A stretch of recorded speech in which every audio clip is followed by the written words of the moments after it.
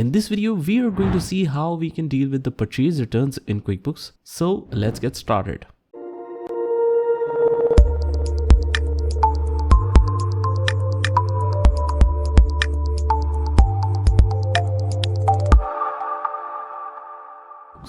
So it's very simple. From the vendor section, I'll go to enter bills. And under the enter bills, there is this radio buttons. This one is for purchase invoice or the bill, and this one is for purchase return. That's it. Now the method is same. Let's read our example transaction. It says return 10 Corolla windscreen to Mr. Majid at rupees 12,000. So we will select Majid here. Transaction is of 22nd of January. Mention any reference number, and let's copy and paste this in memo here. Let's select the item which is 10 Corolla windscreens. Mention 10 here.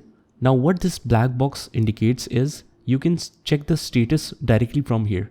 You can check the quantity available on hand, how much is on sales order, how much is reserved in assemblies. So all the information you can get directly from here of this particular details.